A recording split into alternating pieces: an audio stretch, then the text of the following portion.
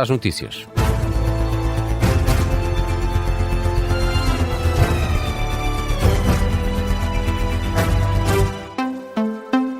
Jornal das 10 com Miguel Videira. Miguel, teve início há instantes o desembarque dos passageiros do navio afetado pelo surto de antavírus. O primeiro grupo a ser retirado diz respeito a cidadãos espanhóis. Este grupo de passageiros foi levado para o Porto em 2 embarcações. O navio está fonteado, não está exatamente junto ao Porto. Foram depois transferidos num autocarro da Unidade Militar de Emergência para o aeroporto de Tenerife Sul. De seguida seguem de avião para Madrid, onde vão receber assistência hospitalar. São informações avançadas pela televisão espanhola. Pouco antes do início do desembarque, a Ministra da Saúde espanhola deixou aos jornalistas a garantia de que os passageiros do navio Ondius mantêm-se sem sintomas. Sim, uma informação avançada com base na verificação realizada por médicos do Serviço Estrangeiro de Saúde que já estiveram no navio. Lo que nos transmitem é que todo o passaje sigue assintomático. O que nos dizem é que todos os passageiros estão assintomáticos.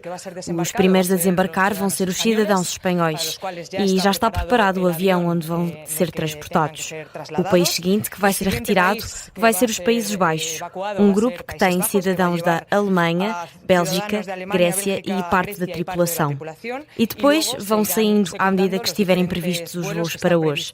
Canadá, Turquia, França, Reino Unido, Irlanda e Estados Unidos, que vão desembarcando à medida que os voos estejam previstos para sair. Desembarcando según vayan los vuelos estando previstos para salir.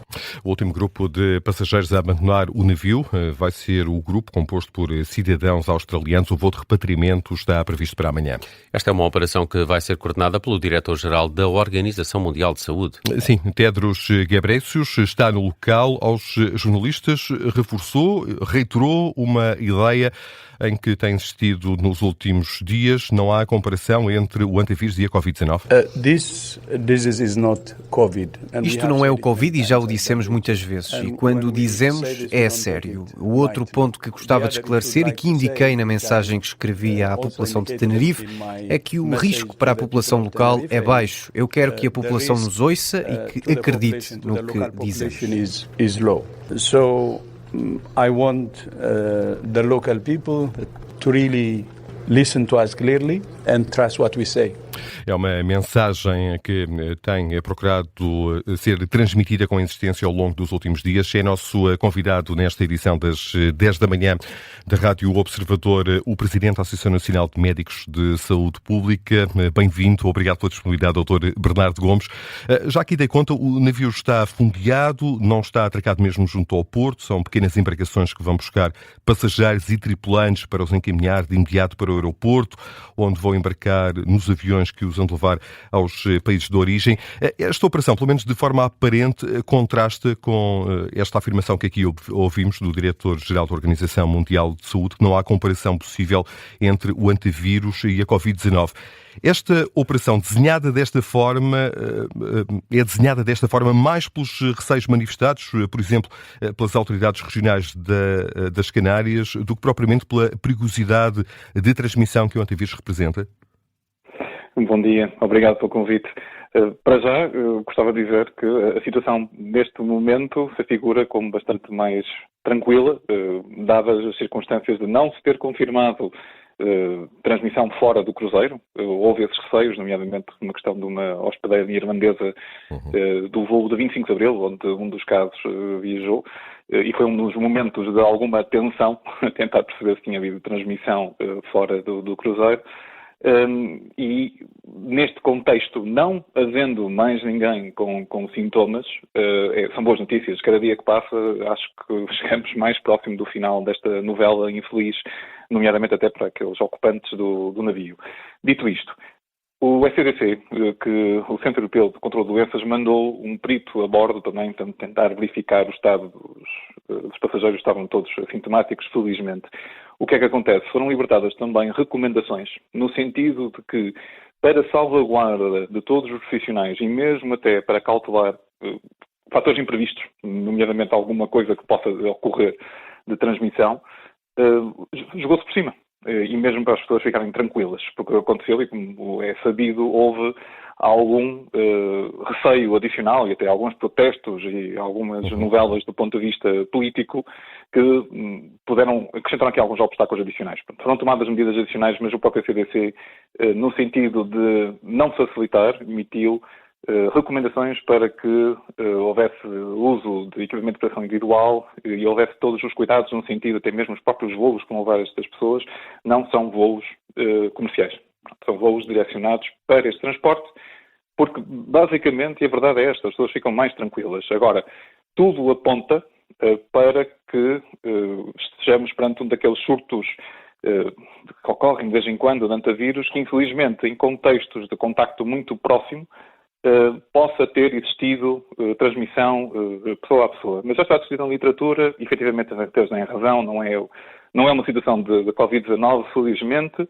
Agora, é uma situação complexa, nomeadamente até por um aspecto mais do que estas precauções que fazem parte de um conjunto de medidas para haver tranquilidade máxima. É ainda o tempo que vamos ter que esperar, porque com um tempo de incubação que pode ir até às 8 semanas, mas principalmente está-se a apontar para as 6 de período de espera, ainda vai ser aqui um período de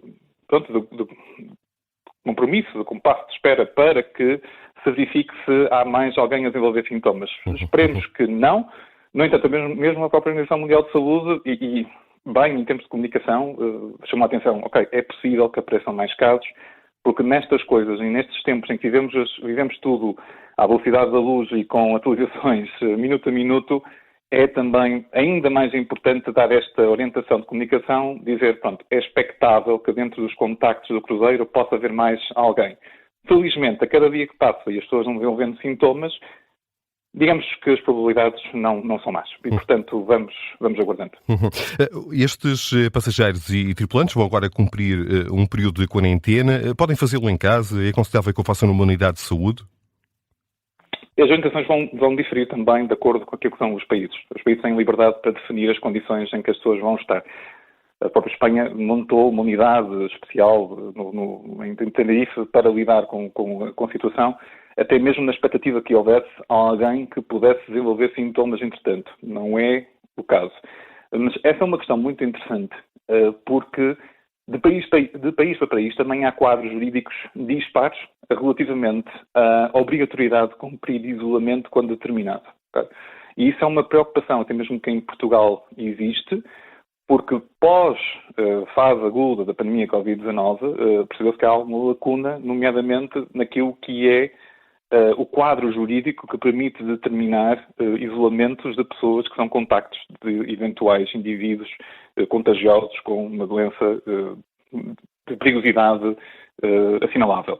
O que é que acontece nestas circunstâncias, e vale a pena dizer, há recomendações internacionais, organizações nacionais, mas depois depende um bocado do contexto jurídico e até mesmo das opções pragmáticas de cada país.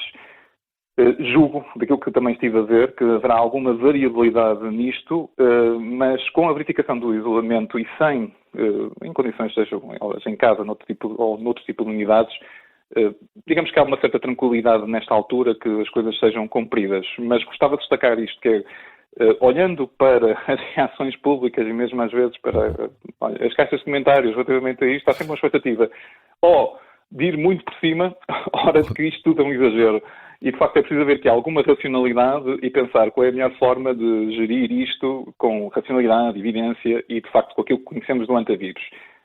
Temos confiança de que as coisas irão ser feitas da melhor forma e permita-me destacar uma coisa, que é, mesmo a comunicação, seja internacional, seja mesmo nacional, da Direção-Geral de Saúde, foi bastante adequada. Basicamente dizer que isto não é a Covid-19, nós já conhecemos isto. E depois um pormenor bastante importante, portanto, é uma situação dinâmica, ou seja, mesmo o comunicado da Direção-Geral de Saúde assinalou isso, ou seja, nós não podemos assumir que sabemos tudo o que se passou ali. Aliás, ninguém sabe, nesta altura ainda estão a decorrer investigações epidemiológicas para saber como é que ocorreu o primeiro contágio.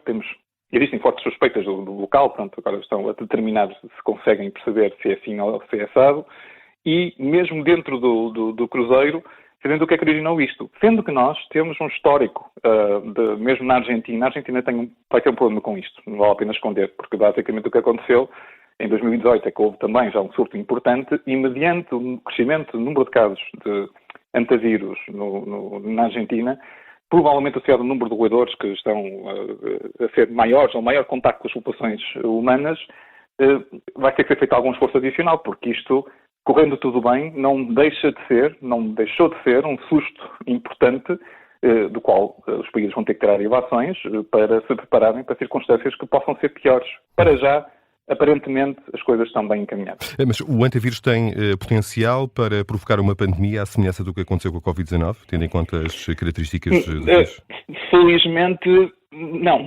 Mantendo as suas características, e o vírus antes não tem... Ele tem um pormenor que é interessante, mas também que desafiante, que é em determinados momentos, em determinadas circunstâncias de contacto muito próximo, consegue provavelmente haver transmissão pessoa a pessoa, ainda que mesmo em termos de literatura existe alguma controvérsia a isto, mas simplificando, pode ocorrer, mas depois parece não haver capacidade de haver transmissão sustentada, ou seja, um indivíduo A consegue, mas infectando o indivíduo B, ou C, ou D, esses depois não conseguem passar o testemunho para a frente.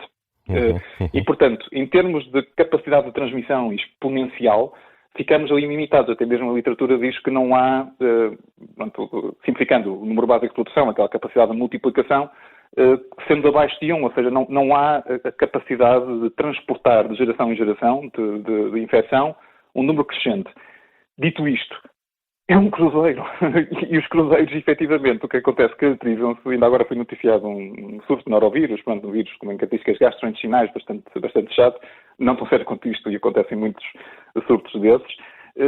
Pelas características que o cruzeiro tem, havendo uma situação destas, obviamente que isto é uma chatice monumental, vale a pena dizer de outra maneira. Infelizmente morreram 3 pessoas e vale a pena destacar. Nós vamos ainda ter aqui algum período de espera para fechar esta história, porque como o período de incubação é longo, dá-nos alguma vantagem de determinar isolamentos e de ajudar os contactos, mas também força-nos a esperar mais tempo para a conclusão da história. Basicamente é isto.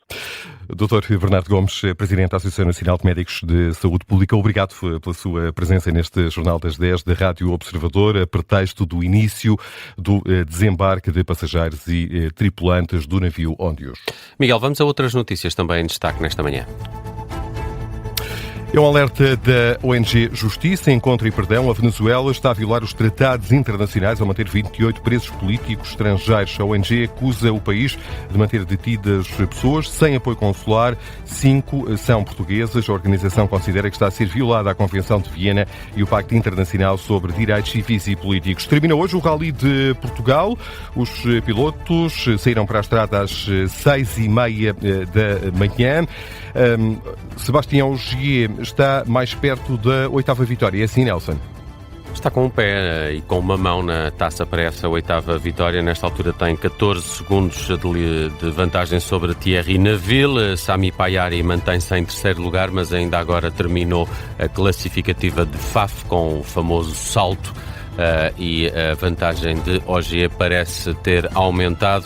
Daqui a pouco vamos saber como estão as contas, mas está muito, muito perto hoje de vencer pela 8ª vez o Rally de Portugal. Faremos de fazer nova atualização às 11 da manhã.